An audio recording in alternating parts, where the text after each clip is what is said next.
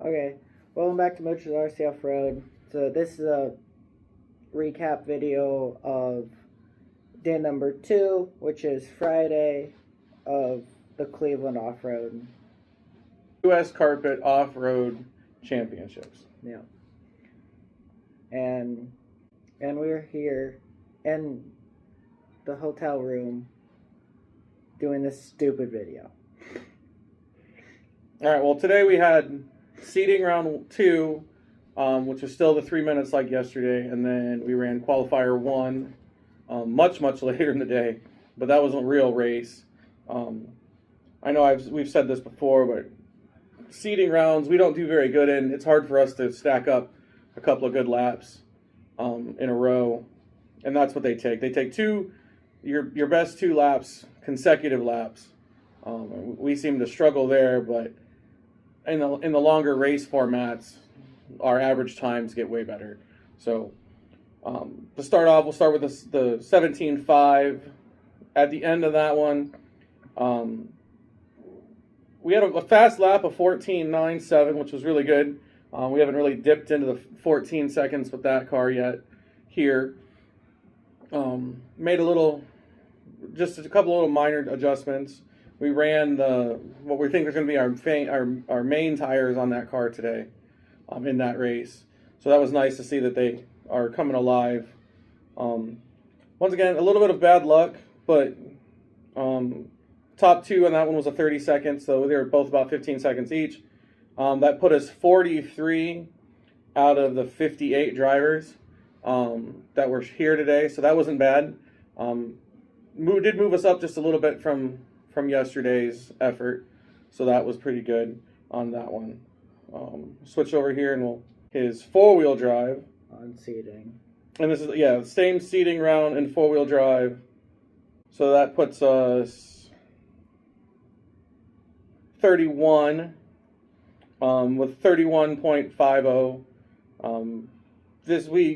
We went back yesterday after we went home last night and talked. We switched the gear again in the 4-wheel drive. We went up a tooth, and it seems better. We went from a 22 to a 23, and the 23 seems perfect. I'm able to clear all the jumps good, and I have a lot of speed down the straightaway. So that seemed to be a little bit of benefit in that car. So that was a 31, like I said, 31 out of the 26, or 31 out of the 36 drivers. So only 5 drivers from the end, which it was all right. Once again, seating is not our thing. We perform better when it comes time to the race days than the seating rounds, because you only get 3 minutes in the seating round, and we're just barely get going in the seating round. So. All right, then we moved to qualifiers. Qualifier 1 for 17.5. Yeah, so qualifier 1 for the 17.5. A little bit of a rough kind of go. Yeah. People were in the way, weren't getting out of the way. Right. I mean, our top 2, if you did the 2 consecutive like they normally do here, it was in that same range, it was 30.5 seconds. The fastest lap was just barely off of our old fast lap of 15.0, but it wasn't bad. He moved up a little bit. He's in 44 out of the 57 drivers, so that was pretty good. Really we thought about some things now, and we made some changes to that car. They had an hour of practice right after all the racing is done, which is, once again, it's just 2 minutes, so you gotta go down there and burn like mad to try to get some things done. And we were able to run that car twice, and the 4-wheel twice, and changed a couple gears in that car in our 17.5. And you really can't look at the lap times too much in those, but it does feel better according. Yeah. It's able to. The driver stand all the way over, it has a double jump that's harder to clear with them, and I went up a tooth, and I'm able to clear it easier. And it seems to have more speed down the straightaway, which is always nice. So we're gonna run that now. Yeah. Then. And then the 4-wheel drive. When I was watching it, I noticed that it sounded like we were slipping on the slipper longer than what we really needed to be. Mm-hmm. So we tightened up the slipper one round after that race. So during that race, we got the track lords looked down upon us and gave us a whole bunch of empty space to run. And he busted off a 14.6 for a fast lap. I had way better luck in 4-wheel. Yeah, the track just was better to us.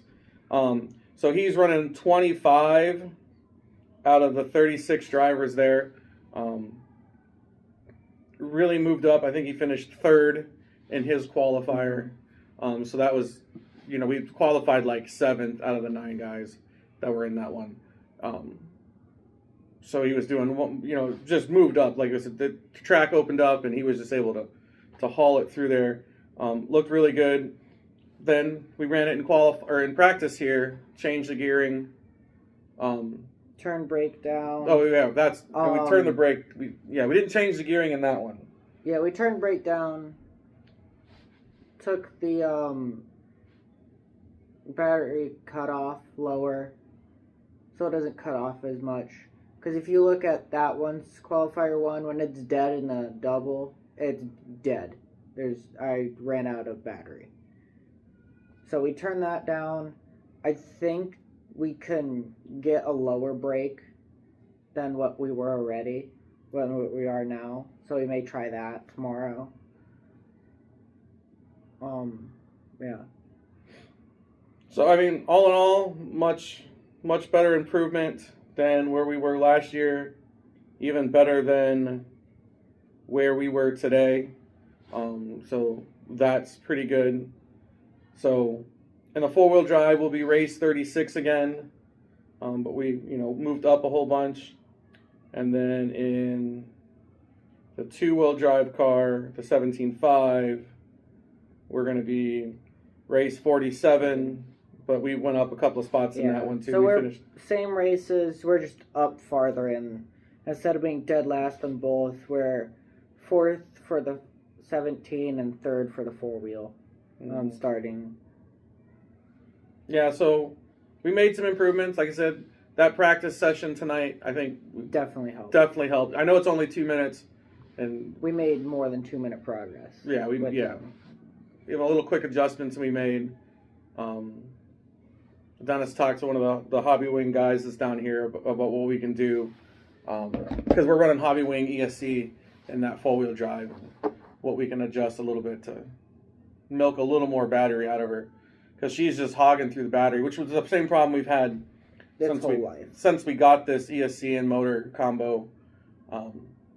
We just eating through batteries. We think it might be a brake issue, and the battery cutoff to try to save the LiPo, I think, was just set just a smidge too high. Because Hobby Wings, like one of the things they're known for is their ESCs are very protective of batteries and motors and stuff like that. So we turned it down 0.2 volts from the 6.5 the 3.5 that it was. So it's now down to 3.2. 3.2. So down 0.3 volts. Yeah. Which is still pretty protective of your LiPo, so we're not gonna draw them down too much. That's when you wreck them. Mm-hmm. But that's per cell, so that should be good. Did bump the charger up a little bit to try to juice those high voltage batteries, even though they're checking voltage here, and we think their meter's off a smidge. A smidge, a bunch. It when it's sitting on the table with nothing on it, it's reading 0.06. When it's just sitting on the table. So it's a little sensitive. It's definitely different than the one, like when we go at home at ARCS, every time we've ever been checked, we're always under the 8.4 volts, like 8.38, 8.37. Because you don't, there they cap, you just same as here, 8.4, they cap you at 8.4. And then every time we go up here to race, we've checked it before we were racing. 8.43. 8.43, 8.42. So gotta burn it off before you get up there. That way they don't get mad at you, because if you're over the 8.4, they won't let you run. If you're over 8.5, they won't let you run at all. If you're under that, they'll let you burn it off. Yeah. So. All right. So tomorrow we got two more qualifier rounds. Try to get us bumped up a little bit. Like I said, we learned some things during practice. We brought the VRC machine up. Been running that almost all day long, which I think is helping hand-eye coordination. We get out there. We. It's definitely helping to pass time, if anything. Yeah, definitely helping to pass the time. But getting in some virtual laps versus actual real laps. Yeah. But it's still paying off. I've probably put in more laps than that, and today than the whole weekend here. Well, definitely today. I mean, between the two cars, only running them a grand total of 8 timed minutes. We got less than 40 laps on each car. Mm-hmm. It's probably 35 and 33 probably. Yeah. Even if you throw in the practice round, maybe 40, just over 40 on the car. Not too many. Not too many. So you're only getting 40 laps and a whole day's worth of racing in a car. You start to get a little rusty. So having the VRC to mess with keeps the hand-eye coordination top notch. We don't have that little bit of fall off for that. So, all right. Yeah. Okay.